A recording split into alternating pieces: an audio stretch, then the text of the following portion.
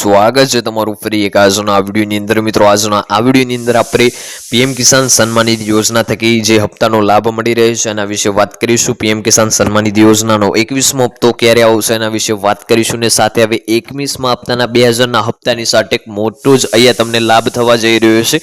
હપ્તા સાથે અહીંયા મફત ફોન મળવાનું છે ને અરજી કેવી રીતે કરવાની છે એના વિશે વાત કરીશું। આ હપ્તા સાથે તમામ ખેડૂતોને એક ફોનની સહાય પણ આપવામાં આવશે અને ફોન મેળવવા માટે વધારાની સહાય પણ આપવામાં આવશે। તો આનું ફોર્મ કેવી રીતે ભરવાનું છે, કેવી રીતે અરજી કરવાની છે, ક્યાંથી ફોર્મ મેળવવાનું છે, કયા ડોક્યુમેન્ટ લાગશે, કઈ પાત્રતા છે, આ તમામ માહિતી તમને આજના આ વિડીયોની અંદર મળી રહેશે। તો વિડીયોને તમે એન્ડ સુધી જોતા રહેજો। વિડીયો તમને પસંદ આવે તો વિડીયોને એક લાઇક કરજો।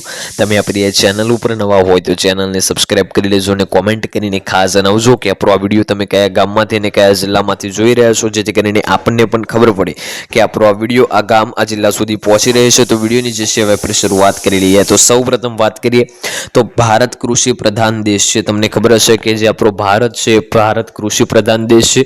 ભારતમાં ખેડૂતોની સંખ્યા પણ વધારે છે ને ખેડૂતોને લાભ પણ વધારે આપવામાં આવે છે। અહીંયા કરોડો લોકો ખેતી કરે છે ને ખેતી આપણા અર્થતંત્રની જે છે રીઢ છે। ઘણા બધા ખેડૂતો હજુ ગરીબ છે ને ગરીબીનો સામનો કરી રહ્યા છે। વાત કરીએ તો વધતી ખેતીની કિંમત, અનિશ્ચિત હવામાન અને પાકને યોગ્ય ભાવ ન મળવાથી ખેડૂતોની આર્થિક તંગી અનુભવવી પડે છે। મિત્રો અત્યારે જે વધતી જતી ખેતીની કિંમત છે, જેમ કે અનિશ્ચિતતા અને હવામાનના કારણે ખેડૂતોને આર્થિક તંગી અનુભવવી પડે છે। વાત કરીએ હવે આગળ તો ખેડૂતોની સીધી મદદ આપવા માટે કેન્દ્ર સરકાર પ્રધાનમંત્રી કિસાન સન્માન નિધિ યોજના પીએમ કિસાન યોજનાની શરૂઆત કરી હતી। મિત્રો આજે બધી મદદ કરવા માટે, આજે આર્થિક મદદ કરવા માટે ખેડૂતોને પીએમ કિસાન સન્માન નિધિ યોજનાની શરૂઆત કરવામાં આવી હતી। કેન્દ્ર સરકાર દ્વારા યોજનાને ચાલુ કરવામાં આવી છે। હવે કેન્દ્ર સરકાર દ્વારા જે યોજના ચાલુ કરવામાં આવી છે એમાં સમગ્ર ભારત લાભ લઈ શકે છે અને રાજ્ય સરકાર દ્વારા જે યોજના ચાલુ કરવામાં આવે એ ફક્ત રાજ્યના લોકો જ લાભ લઈ શકે છે। જેમ કે ગુજરાત રાજ્ય સરકાર દ્વારા કોઈ યોજના જાહેર કરવામાં આવે છે તેમાં ગુજરાતના જ લોકો લાભ લઈ શકે છે અને મહારાષ્ટ્ર સરકાર દ્વારા કોઈ યોજના શરૂ કરવામાં આવે છે તો એમાં ફક્ત મહારાષ્ટ્રના લોકો જ લાભ લઈ શકે છે। એટલે કે જે રાજ્ય દ્વારા જે યોજના શરૂ કરવામાં આવે એ યોજનાનો લાભ એ રાજ્યના લોકો જ લઈ શકે છે।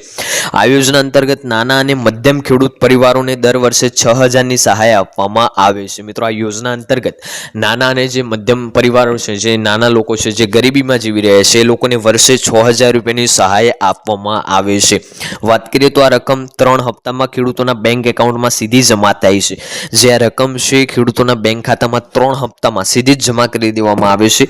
દર મહિને જે છે દર 4 મહિને ખેડૂતોને 2000 ટ્રાન્સફર કરવામાં આવે છે। દર 4 મહિને એક નવો હપ્તો જાહેર કરવામાં આવે છે અને ખેડૂતોના બેંક ખાતામાં જમા કરવામાં આવે છે। વાત કરીએ તો અત્યાર સુધી સરકારે 20 હપ્તા જે છે ખેડૂતોના બેંક એકાઉન્ટમાં મોકલી દીધા છે। એટલે કે અત્યાર સુધી પીએમ કિસાન સન્માન નિધિ યોજનાના 20 હપ્તા ખેડૂતોના બેંક ખાતામાં જમા થઈ ગયા છે।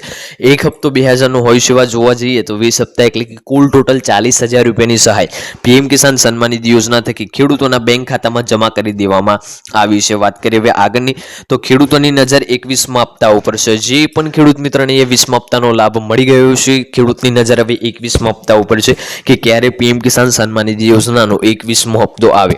ખાસ કરીને દિવાળી નજીક હોવાથી ખેડૂતો જાણવા માંગે છે કે શું સરકાર તહેવાર પહેલા જ આ રકમ જમા કરશે કે નહીં। એટલે કે હવે દિવાળી નજીક છે ને દિવાળી પહેલા લોકો જાણવા માંગે છે કે સરકાર દ્વારા 21મો હપ્તો દિવાળી પહેલા આપવામાં આવશે કે નહીં। તો મીડિયા રિપોર્ટ્સ મુજબ 21મો હપ્તો નવેમ્બર યોજનાના નવેમ્બરમાં અથવા તો ડિસેમ્બરમાં આવી શકે છે। એટલે કે આપણો જે 21મો હપ્તો છે એ નવેમ્બરમાં કે ડિસેમ્બરમાં આવી શકે છે।